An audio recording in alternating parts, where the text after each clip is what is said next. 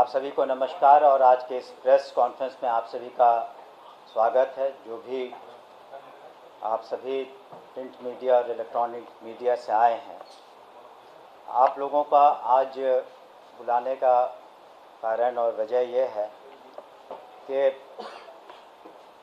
कई दिनों से ये सवाल उठ रहे थे कि शांतरण नीति जो ट्रांसफ़र पॉलिसी है शिक्षा विभाग की क्या होगी।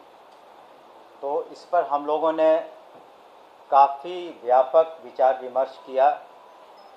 जो शिक्षकों ने अपने पिटिशन्स दिए, जो जनप्रतिनिधि हैं उन लोगों से हम लोगों ने वार्ता की और ज़िलों में हम लोग जब भ्रमण के लिए गए, हम भी गए, हमारे पदाधिकारी गए, तो उस वक्त हमें जो फीडबैक मिला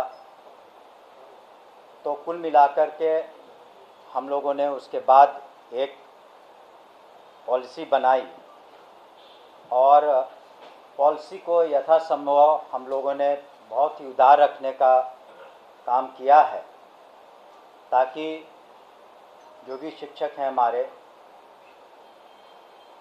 उन्हें कम से कम कठिनाइयों का सामना करना पड़े और जो भी पॉलिसी बनती है उससे सरकार का मत है, हमारे माननीय मुख्यमंत्री नीतीश कुमार जी का मत है कि इस पॉलिसी में अधिक से अधिक लोग संतुष्ट रहें।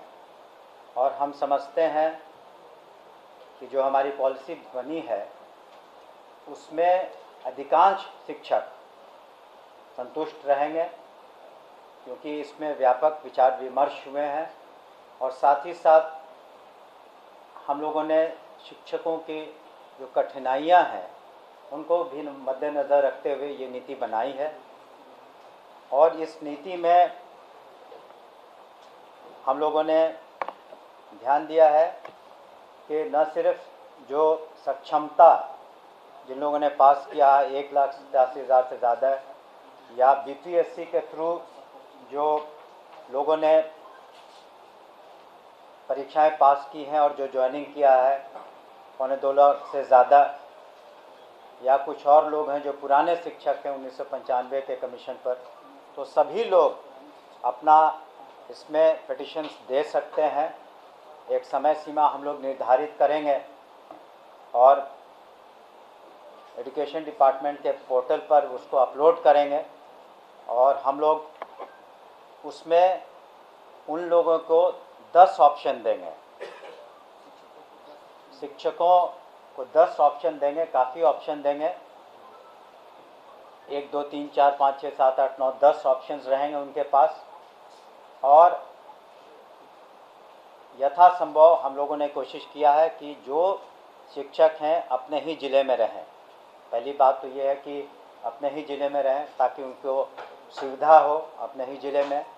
और बीपीएससी के भी जो पास कर चुके हैं या सक्षमता, वो भी इसके हकदार रहेंगे, या पुराने जो शिक्षक हैं। तो जो हम लोगों ने नीति बनाई है उसकी प्रतिलिपि भी आपको हम देंगे, उसमें व्यापक सब कुछ लिखा हुआ है। लेकिन हम लोगों ने ये ध्यान रखा है सबसे पहले कि अगर किसी को असाध्य रोग हो या गंभीर बीमारी हो या फिर दिव्यांगता के कारण या फिर मानसिक कोई समस्या हो, तो इन सबों को हम लोग काफ़ी उच्च प्राथमिकता देंगे। उन लोग पर हम लोग विशेष ध्यान देंगे कि उनके बीमारी इत्यादि के कारण उनके इलाज में दिक्कत ना हो और उनको सुविधा हो। ये हमने पहले भी ये बात रखी थी। और उसके अलावा जो वैसी महिलाएं हैं जो क्या आप भी करना चाह रहे हैं BPSC qualified, UGC net, STET, TGT, PGT या फिर उर्दू में किसी भी मुकाबला जाती इम्तिहान की मेयारी तैयारी? तो आज ही इंतखाब करें अपने पसंदीदा यूट्यूब चैनल AR डिजिटल का, जहां मिलेंगे उम्दा नोट्स और निसाब के मुताबिक मवाद, हर मवाद के मारूजी सवालात और मिलेंगे आपको मास्टर नोट्स बिल्कुल निसाब के मुताबिक। इन सब को हासिल करने के लिए आज ही ज्वाइन करें हमारा टेलीग्राम चैनल और व्हाट्सएप ग्रुप। जिसका लिंक मिलेगा आपको डिस्क्रिप्शन में। ख्वाहिश से नहीं गिरते फूल झोली में, ख्वाहिश से नहीं गिरते फूल झोली में, वक्त की शाख को ए दोस्त हिलाना होगा। कुछ नहीं होगा अंधेरों को बुरा कहने से, अपने हिस्से का दिया खुद ही जलाना होगा। विडोज़ हैं या किसी कारणवश सिंगल हैं, तो उन लोगों के बारे में भी हम लोगों ने विशेष ध्यान रखा है।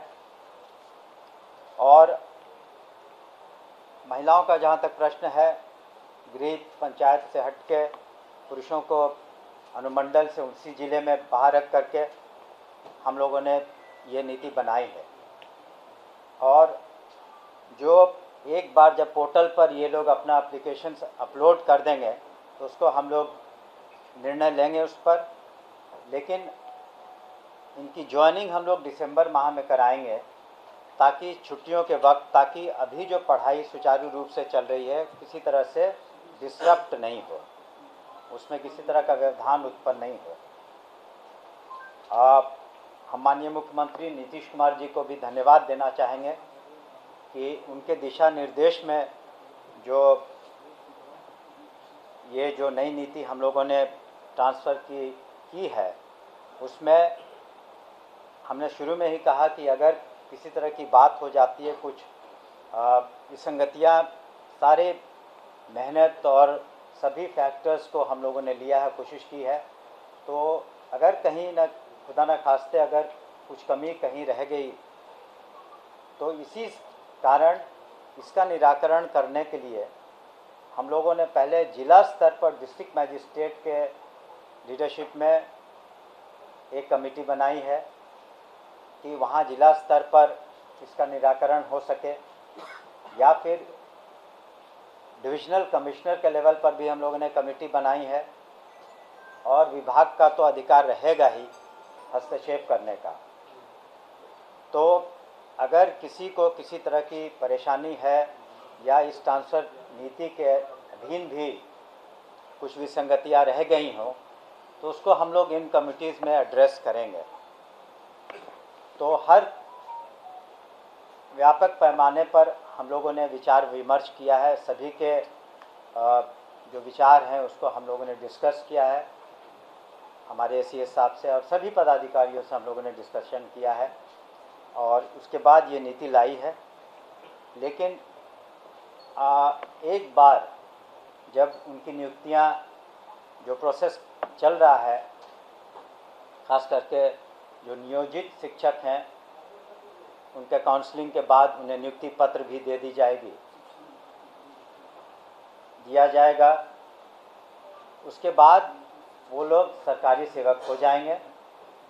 लेकिन उनसे भी हम अपेक्षा करेंगे, विभाग करेगा, सरकार करेगा, माननीय मुख्यमंत्री जी भी करेंगे कि अब आप सरकारी सेवक हो गए हैं तो बिल्कुल डिसिप्लिन के तहत उन्हें रहना होगा। उन्हें फ़ायदे भी हैं जो एक सरकारी सेवक को होता है, पोस्ट रिटायरमेंट या सरकारी सेवक को अन्य जो सुविधाएं दी जाती उन्हें मिलेंगी। लेकिन उन्हें भी ये ध्यान रखना होगा कि बिल्कुल डिसिप्लिन तरीके से वो पठन पाठन कराएं और कोशिश करें कि बिहार में शिक्षा का स्तर और बेहतर हो, क्वालिटी एजुकेशन हो, और उसमें उनका योगदान बहुत महत्वपूर्ण है। इन बातों को हम लोगों ने ध्यान में रखते हुए ये किया कि जबकि माननीय मुख्यमंत्री जी ने, आपने देखा होगा और जानते भी होंगे शायद, कि जो कुल बजट है, एनुअल बजट 2,72,000 करोड़ से ज़्यादा, उसका 20% से ज़्यादा यानी 52 करोड़ से ज़्यादा मेन बजट में शिक्षा के लिए रखा गया, और बाद में 10,000 करोड़ सप्लीमेंट्री भी लिए गए हैं।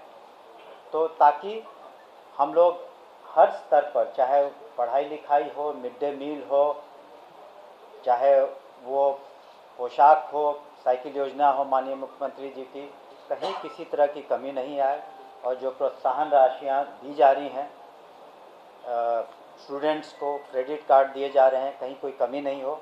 और उसी कड़ी में हम लोगों ने ये जो ट्रांसफ़र पॉलिसी बनाया है, एक उदार पॉलिसी बनाया है, ताकि अधिकांश शिक्षकों का हित हम लोग उसका ख्याल रख सकें और दिसंबर माह तक उनकी पोस्टिंग भी हो जाएगी। आप जानते हैं थोड़ा वक्त लगेगा क्योंकि संख्या बहुत ज़्यादा है और सबको अपनी अपनी समस्याएं हैं, तो हम लोग पर्याप्त समय देंगे सभी को अपने पिटिशन्स लिख करके अपलोड करने का, और उसको सॉफ्टवेयर के थ्रू हम लोग उसको सब कुछ करेंगे ताकि किसी तरह की शिकायत ना हो।